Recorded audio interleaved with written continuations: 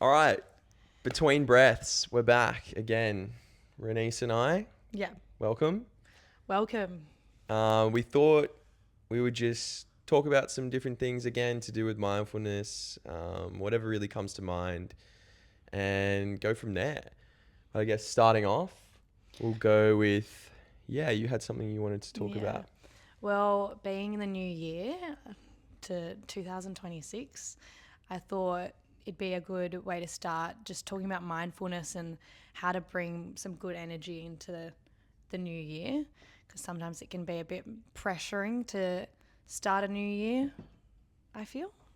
I feel like sometimes it can be a bit Yeah, and I in your think like face.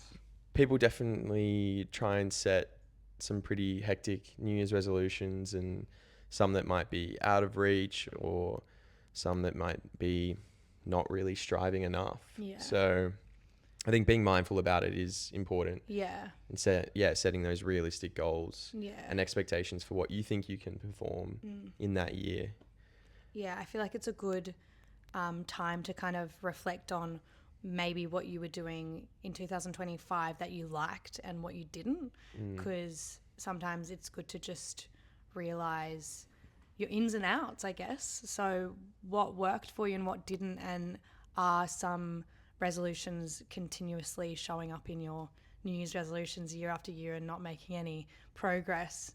And why is that? And reflect on that and try and see what angle you could maybe take differently.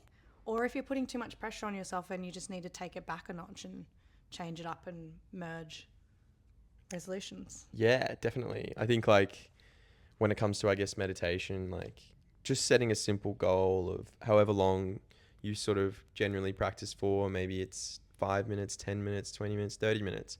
But maybe setting a goal to do that every day and allow for days here or there that you might miss. Yeah. Everyone gets busy, and you can definitely have those days as well when mentally you don't feel up to practicing. But set a goal like that, like a simple set a time each day, maybe in the first thing when you wake up. I like to Yeah. put my cushion at least somewhere that I can see, or for me, I live alone, so it's in my living room when I walk in there. Yeah. And it's the first thing I do when I get up. It allows me to sort of wake up in a meditation, before checking your phone or things like that. That can be another great goal, to not check your phone the first thing when you wake up. Turn your alarm off. Is that what you do? You don't check your phone in the morning? No, I try. So like, you know how there's like the caffeine thing where you're not meant to have caffeine for Yeah. the first Yeah. 90 minutes. I try and do that with my phone, because I actually find if I don't check it the first thing when I wake up, I check it less throughout the day. Yeah. It's something about like when you look at your phone, obviously it's a dopamine hit. And if you start your day with a dopamine hit like that, your brain will be craving it and going back to it. So if you don't do that and do something like meditation, or for me, like, yeah, I'll have a sit, then I'll go for a surf, and then I'll check my phone after the surf. Yeah, that's good. It's like it's not top of mind. My brain's not grasping for it or anything. So it seems to be better. Yeah. And did you start by just like doing that one day and then it stuck, or did you how did you Yeah, make yeah. that a habit? Essentially, I started doing it on a day, and it really felt better. And I was Yeah. like, wow, okay, I'm going to keep this Yeah. up. And don't get me wrong, like I have my days where Yeah. I'll treat myself to a little lie-in or something, and I'll go on my phone. Yeah. But it's funny when I do that, I notice it throughout the day, and then Yeah. I'm kind of like, oh, I shouldn't have done that. Yeah. But again, it's being that self-compassion. Just be kind to yourself no matter what you do. Yeah, it happens. Yeah. But yeah, no, that's a good habit. I want to get into that a little bit more, but it is hard. It's hard, and especially I think like if you also have Instagram or social media for work purposes, Yeah. it's hard when you like go to check the messages or whatever first thing in the morning, or you're intrigued about how a post went, or a YouTube video for me if I post one. Yeah. But gotta have that self-discipline Yes. there a little bit, just Yeah. to pull yourself up on it, and yeah, when you can. No, that's good. I think one that like the caffeine one, I started doing that in 2025. I had a lot of gut problems and stuff, and whenever I would have a coffee on an empty stomach, it would really affect me and my mind. Like I would feel more anxious maybe, and more just jittery during the day. But if I made sure I taught my first class in the morning without a coffee, and then I had my last coffee like 90 minutes after, it just sat a lot better, and I make sure I try and eat. But yeah, definitely that was a habit I built in 2025 for sure. And that's stuck and that's sticking. Yeah. So yeah. Caffeine can be crazy. Like Yeah. for me, like I stopped drinking coffee a few years ago now, and but I still have caffeine in like a green tea. But naturally letting your body wake up in the morning is better for it, and you feel better as a person. Although like if you wake up, you haven't even really had mind time to process in your mind about like the day ahead or things like that, and then you hit yourself with a caffeine hit. That's when, like, well, for me, it used to be like, yeah, a bit anxious, a bit like, ooh, like jittery, yeah. So important to just, I think, but everyone's different. Like, everyone is different. And also, in saying all this, like, you have to listen to what your body's actually doing, and like it will show you symptoms and signs. And when you just keep going, oh, but like my friend or I've read on the internet that this is fine, and it's like, no, listen to what your body is actually telling you. If you're not feeling good about something you've just digested, it's literally a sign. yeah. So, And also, like, yeah, with the internet thing, it's so funny how nowadays, like, you can frame whatever you want the answer to be in your question, and it will tell you it's correct. It's actually so It's true. that's where, like, I guess ChatGPT is pretty incredible. That it can decipher a lot of the stuff and really give you a bit more of the answer you're looking for, rather than just typing straight into Google. Yeah, but it is so true. You literally write something the way you want them to respond, and then it'll just like, oh yeah, no, that's sweet. Or, nah, that's terrible for you. It's like, oh yeah, I knew it. Yeah. It's like, no. Yeah. It's bad. It's bad. Yeah. And my mum, she's like me as well. Like, we'll read on the internet, avocados are bad for you. Next day, avocados are good for you. Oh no, they're bad again. Oh, eggs are bad. Yeah. And it's just like, you've got to actually listen to how your body's feeling. Obviously read it, and like, yes, there's high cholesterol and stuff like that, and like high fats and stuff in avocados. But it's all modification and trying to figure out what works best for you. And it's all important. There's healthy stuff and there's not healthy stuff. But honestly, you've got to just trust yourself a little bit more. Definitely. And that's a big thing for 2026 for me, is trusting. So listening to your gut, and like, you can't actually do that when you're overstimulated or you've got too much going on. So meditation is where that comes in. Yeah. And to actually have that intuition with yourself.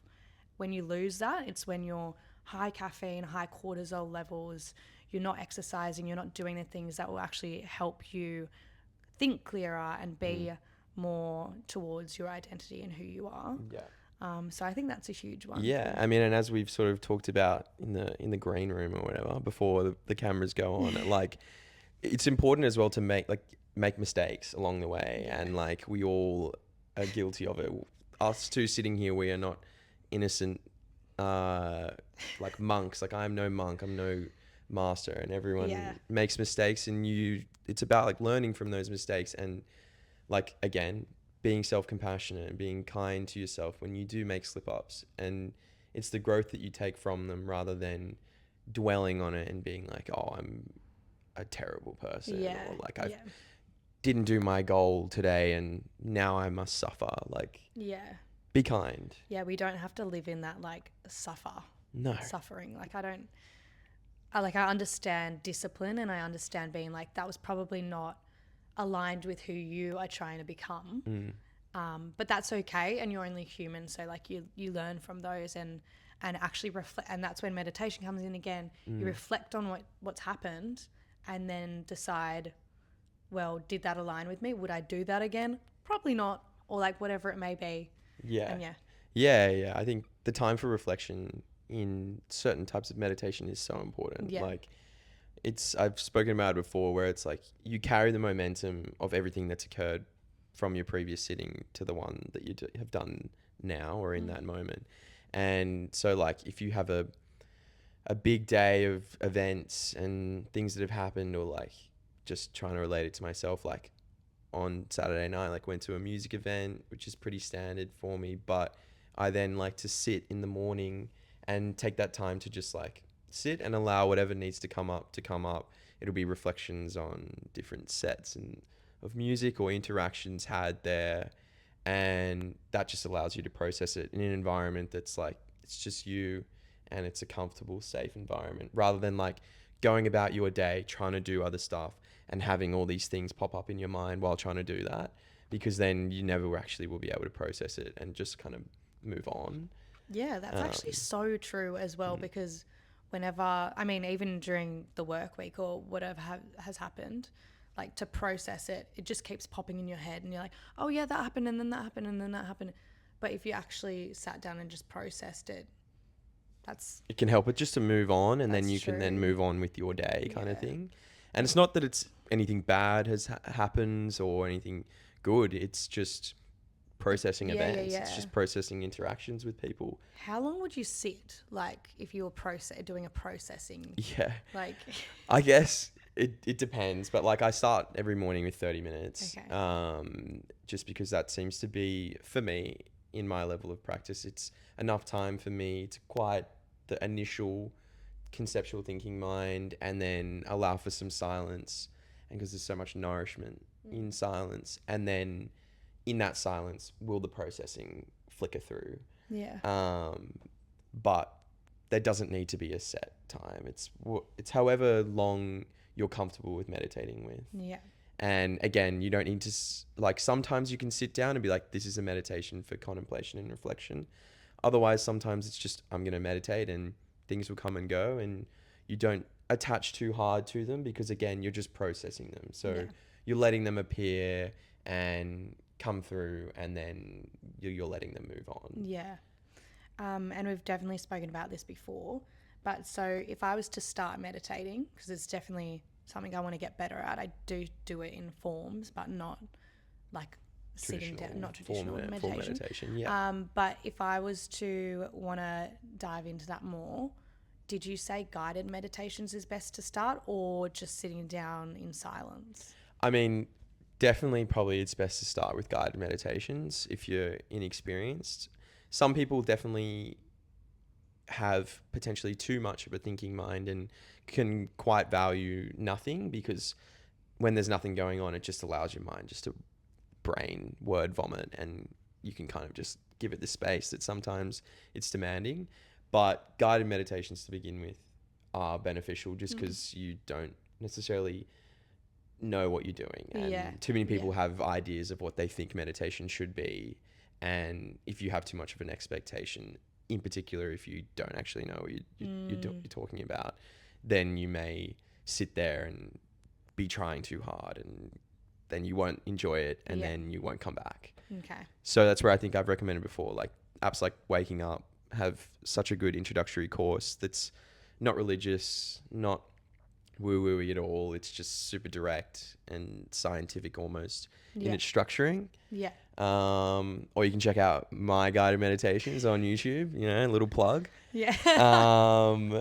But yeah, also I think I wanted to talk about, I was reading the other day, or someone was talking to me the other day about the importance of actually meditating after physical exercise, which I guess correlates to the classes we run. And they made such a good point. I was like, wow, like I enjoy meditating after exercising, but I didn't realize to this point where it's like, he was talking about why it's so important, because let's say you're going to the gym or you're doing a Pilates or stretch session, you're engaged, you're tense, and in your mind you're gritting sometimes because you're working hard, and as you should, you're in a workout. And if you finish your session and continue on with your day after that, your body and your mind will still be tense and still be almost like fight or flighty and kind of like amped up. And so it's important after these sessions to then stop and just let everything settle, find your center again and reground, and then move on with your day, because it just allows the body to reset rather than being in that state of rah, and then trying to continue on. No, that's very true.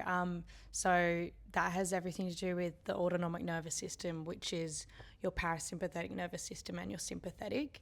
And so the fight or flight is your sympathetic nervous system. And when like ever I'll run a session, or if it's PT or if it's Pilates, I'll always end with breath work, stretch, and meditation is so important at the end as well, because Like a shavasana kind of thing. yeah, exactly, because your body's kind of going in a roller coaster of hormones, and you're getting cortisol levels and adrenaline and everything is rushing in.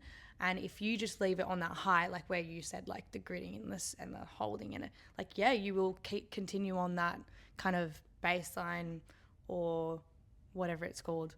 You'll be a bit higher in your stress levels naturally, because that's what gets into the body when you have pumped blood around the body that much and exerted your energy.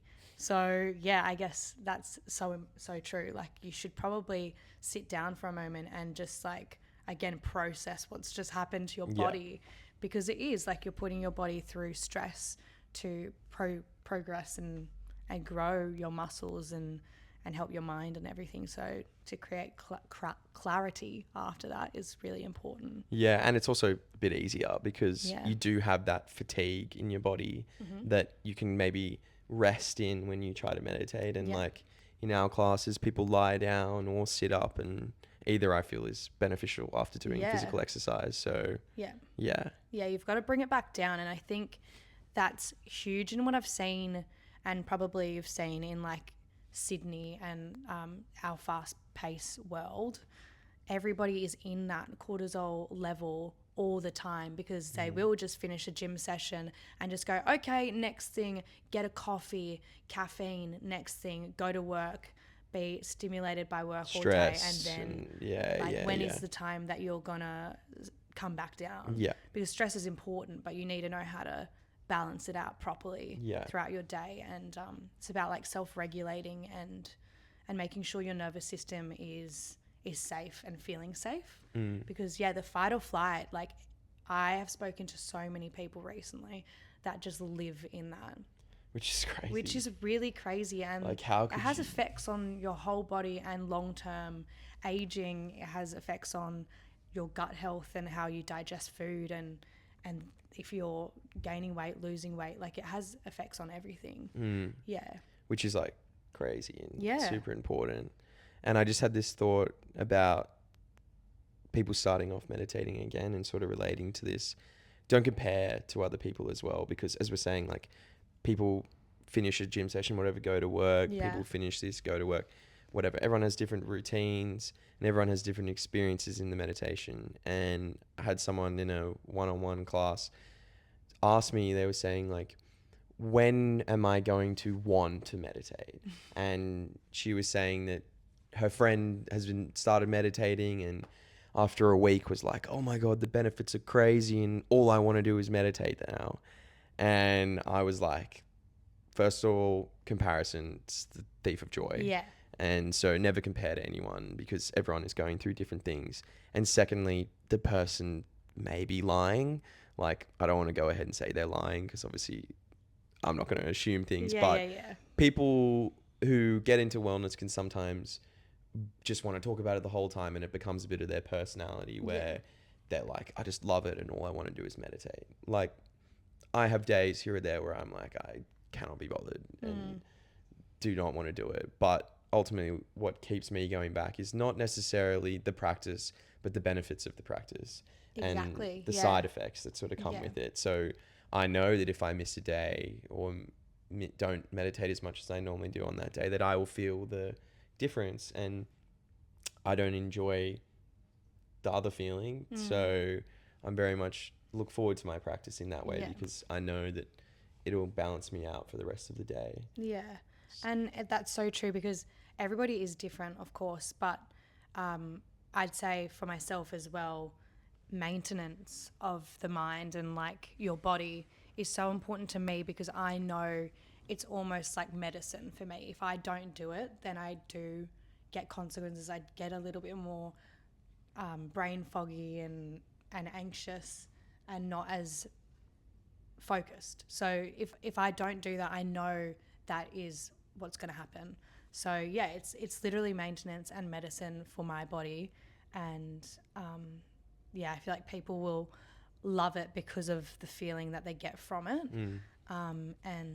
And you do learn to actually enjoy the sittings. Like and I always say to people, like, Takes time. takes time. It's hard. Like, It's if it was easy, everyone Yeah. would do it. Yeah. And I think like more people are doing it nowadays because people are having a better relationship to it and realizing that like this is PT for the mind. Like, yeah, exactly. It's like training a muscle. it's like training a muscle. Yeah. And people who train a lot, they enjoy training by Yeah. the end, and you still recognize the difficulty of it, but there's so much growth. Yeah. In Like you can't just do one bicep curl and think you're gonna have like huge biceps. exactly. Like, Yeah. you just gotta stick to it. Yeah. Stay consistent.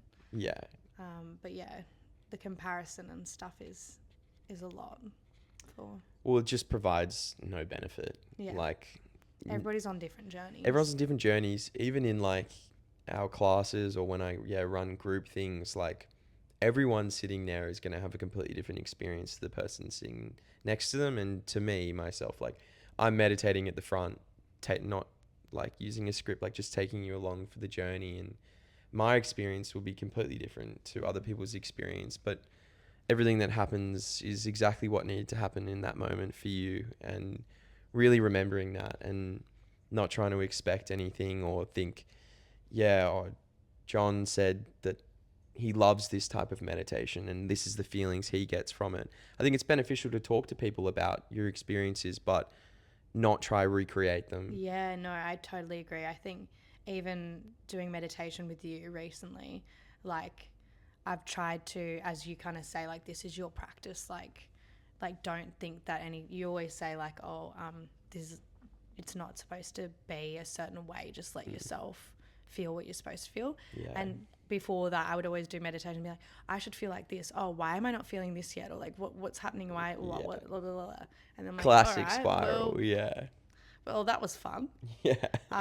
But yeah, no, I feel like when I know it's just whatever is coming is supposed to be what it is, then I can kind of relax a little bit more. Yeah. And it's Because there's a state of mind that you can achieve called samadhi, and that is like only achieved through relaxation. And so the first part of any meditation is just about sitting and really relaxing your body and relaxing into the cushion or the floor or whatever beneath you, and ground yourself there. And then you can achieve, maybe in some sessions, maybe in not, this state of samadhi, which is just like openness and things flow through you and you're in a kind of deeper state of meditation, almost disassociation. And again, can only be achieved through relaxation. So it's important to not be sitting there going, I must achieve relaxation or I must achieve calmness. Yeah, it will come. Sounds so relaxing. Yeah. No, Just it's trust in the process. Yeah, trust in the practice. process. Yeah. And that's what as I said before, my New Year's resolution is just to trust. And like, how would I do that? If that's what I want, then how do I do that? I meditate. I make sure I'm in tune with myself and aligning things to that. So yeah, it's all about like not just saying, oh, I'm going to just trust myself. It's like, how could I do that more? It's looking inward to get that also external help as well. Like if you trust yourself inside, it'll come outside. Working, integrating. Yeah. Is that it? Yeah. I don't know. Anyway. It's whatever it needs to It's be. whatever it is. It's whatever it is. Do you have any New Year's resolutions? Yeah, I've got a few. Some things working in the background to do with SiS, so we'll keep that to myself for the moment, but hopefully that comes through. And actually just to sort of care less about what other people think.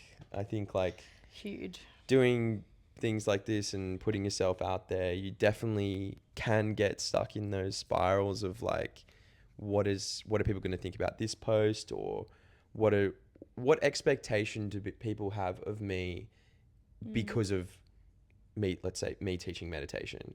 And I think like even I can get stuck on that sometimes. And it's really important to have that almost like optimistic nihilism where like you're so insignificant that there's so much beauty in that. And you can really find peace in that. And it's like walking down the street, I think like I've been saying to some people recently a lot, like you're in your own bubble. Like if you actually don't look at other people, like their reaction to you didn't happen. Perception Yeah. is reality in that way. Mm-hmm. And so I think like just being in your own space and being present in the moment rather than caring about what people think about you or what you look like, or what values you're meant to hold because of your profession or because of what people expect of you. Yeah. That was one of mine, was just care less. And I think there's so much beauty and peace that can be found in that. And I actually mentioned that to a friend of mine recently. He was like, "Oh, I wouldn't expect you to be someone that would care about what other people think." And I was like, it's not that I care about what other people think necessarily about me, but about like, the meditation stuff and like what I'm meant to represent. And I can even get stuck in that. And that's where, again, practices like meditation, really realizing that like there's nothing really there on the inside to hold these views, and instead just be present and just be there. Yeah. I definitely feel that one. It's just caring less, but not in like a just caring less mode. It's everything around like social media and stuff. You can get really caught up in it, and obviously, just everybody knows what you're doing and what like you're doing in your day, and you're posting things, but also maybe, I don't know, going and enjoying a drink on the weekend. It just sometimes I find that hard to balance, but then again, we're only human and we practice what we preach, but we also are not going to just, I definitely am not just going to be sitting down exercising and meditating all day, every day. That is part of who I am, but it's not my whole identity. And I Balance. balance. It's all about balance and, knowing what you value and what you don't value, and what do you want to prioritize in your life. And I think, just knowing and backing yourself and just being like, this is what I do. Yeah. This is who I am. And try and just stop with the external world so much. Yeah. But it's harder. It is. It's It harder. is. And I think like with like the posting stuff, it's like, you made a point there where it's like posting things because you want to, and like posting things because that is who you think you are or you want to be or whatever, instead of like posting things thinking other people will like it.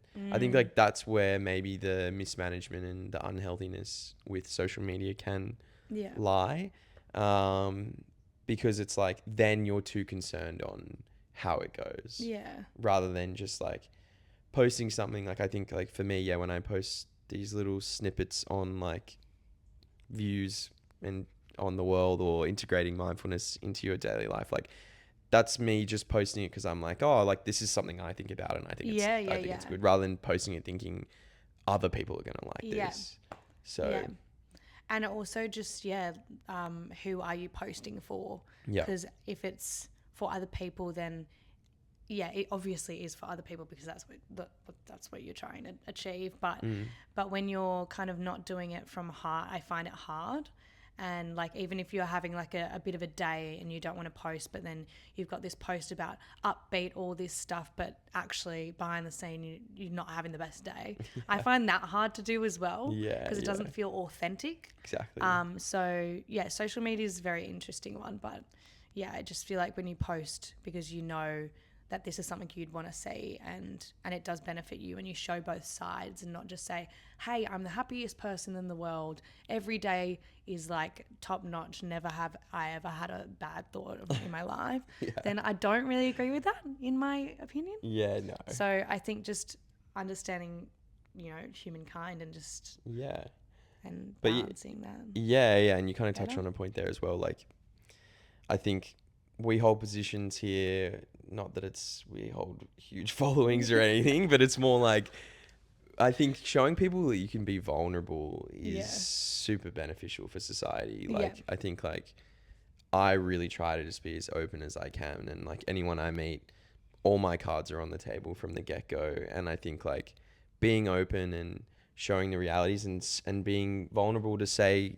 I don't feel fantastic every day, like but that is like that's the cycles we go through, and it's about like when you feel bad, don't let that become your personality.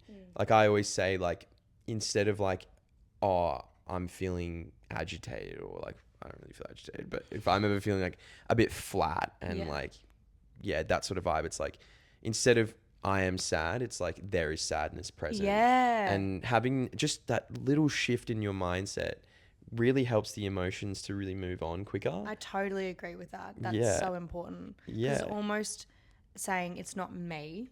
Yeah. It's external to me, and this is just an emotion. Yeah.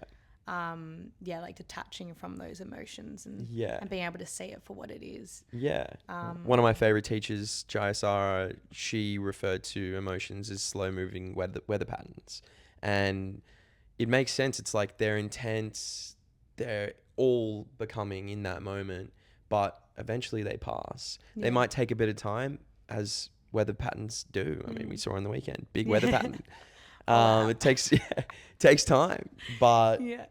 eventually they pass. And I think like there is so much peace in really recognizing that, and it allows you to not attach to it as much, because you know it's going. Like if you thought about, I think I've said this before, like if you think about the last time you were sad, how long did it last? Like a week, a day, an hour, even a month, a year. Eventually it passes. Yeah. So being aware of that and being with that is super beneficial. Yeah, it's super, super beneficial. And I think even just, catching yourself out, being like, I guess this is how I'm feeling right now, but it will pass. And just knowing that is so helpful, because I know maybe when the first times this was happening, maybe you didn't know that you were going to get out of it, but I think it's really important to just remind yourself that it's there now, but it will pass. I like that enough. Yeah. I'm actually, speaking of Jayasara, I'm so excited. So another New Year's resolution cool. is I always like to go on one meditation retreat a year at least, and I'm actually going to hers down in southern New South Wales. Her and Jatindria, they run a little hermitage, and they're doing a little 4-day retreat. So it'll be another completely silent one of them, which I love. I think like for me, being able to go somewhere and I have like nothing I need to do except meditate and learn really allows me to switch off. Retreats are something that I would recommend to everyone. I think everyday personal practice is fantastic, and you will get so much growth from even 10 minutes a day. But being able to actually completely disconnect from your everyday life and truly look inward for a period of days, that's when you can have some serious breakthroughs and really find out about the true nature of your mind. Yeah. So I'm stoked to be going so good in April, and like, she is my favorite teacher. I've listened to hundreds of hours of just her meditations. Yeah, wow. So to be able to go there and see her, that's really cool. Will be really cool. That's an awesome experience. Yeah, and like the Buddha preached, you should learn from as many different teachers as you can. So I think going to different retreats with different teachers across your time is beneficial too. Yeah. Would you ever do a meditation retreat? Yeah, for sure. 100%. I just haven't really gotten to it yet, but 100%. I've also wanted to do I don't know, because I haven't done a silent retreat. That was something I really want to get into as well. I think it would be extremely challenging for myself. For everyone, honestly. Everyone, like everyone. No matter your experience, like yeah. I know from the ones I've done, like we all struggle. Yeah, I've heard stories of like friends and stuff doing silent retreats as well, and like the first days would just be so hard. But then again, like you've got to get comfortable in the uncomfortable, and like to actually have those breakthroughs. Otherwise, you can't really there's not enough time to just develop and actually hear the things that are trying to yell out at you inside. To say it like that. But I would love to do a bite-sized version. Like I'd love to do like 1 day silent.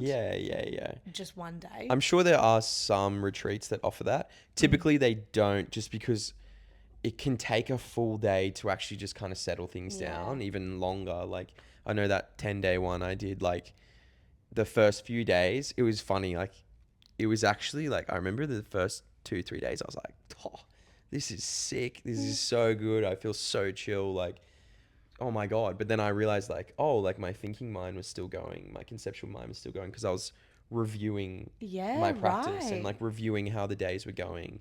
And then it wasn't until, yeah, day 3 did things actually start to quiet down. And I was like, oh, like this is actually what I'm meant Oh, to feel. okay. And then as even the days progress, then you have bad days. Like I Mm. remember day 5 or 6 on this 10-day one was like horrific. Like I was just like, I'm battered and bruised just from sitting for 12 hours a Oh my day. And I was like, God, I can't to even. even think like I've got 5 more days of this. Yeah. Um, Wait, how many days? 10 days. 10 days. Oh It my was God. technically 12 because a day on either side. Yeah. 10 full days of silence Mm. and 12 hours a day of meditating.